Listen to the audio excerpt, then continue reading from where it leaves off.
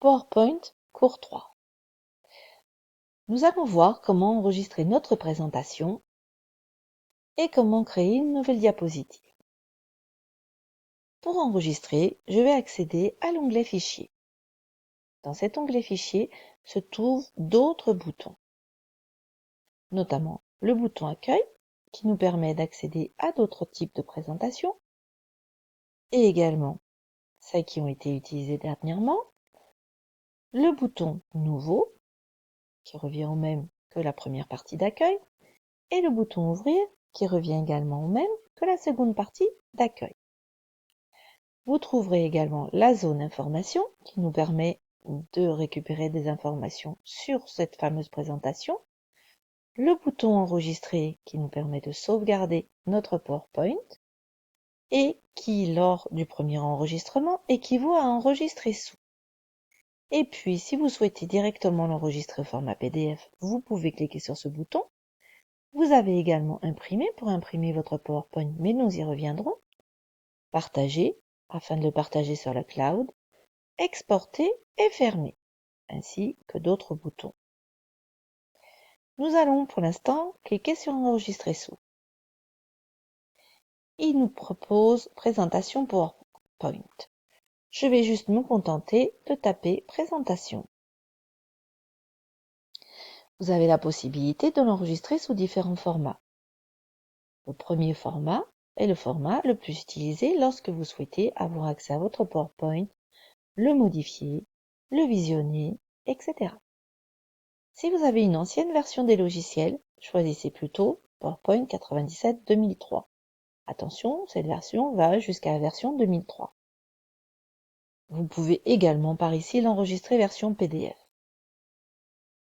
Et enfin, vous avez la possibilité de l'enregistrer version PPSX, c'est-à-dire diaporama, c'est-à-dire que votre PowerPoint fonctionnera en boucle.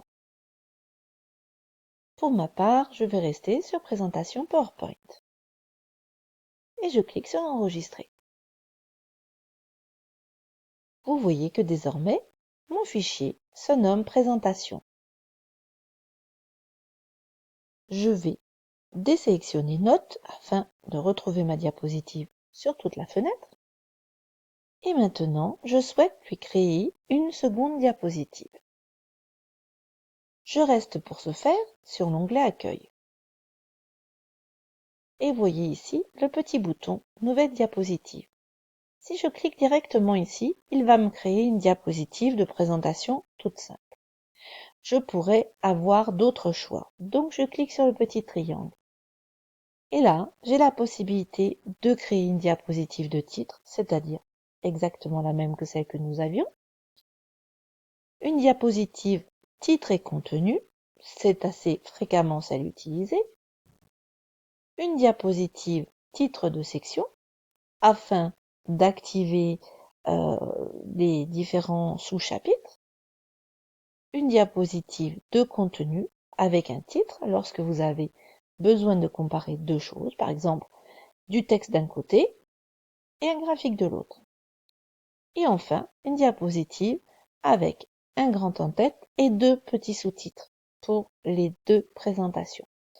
Vous avez d'autres présentations, mais elles ne sont que très rarement utilisées. Pour ma part, je vais déjà commencer par titre et contenu. Et vous voyez qu'ici apparaît ma deuxième diapositive. Ici se trouve la zone de titre et ici se trouve la zone de contenu. Je vais ici choisir de l'appeler diapositive 1 et dans le texte, je vais marquer exemple de travail de bureautique. Je vous demanderai de bien vouloir reprendre votre diaporama, de l'enregistrer sous le nom que vous souhaitez, à l'emplacement que vous souhaitez également, et enfin de créer une nouvelle diapositive que vous nommerez diapositive 1 et à l'intérieur de taper du texte.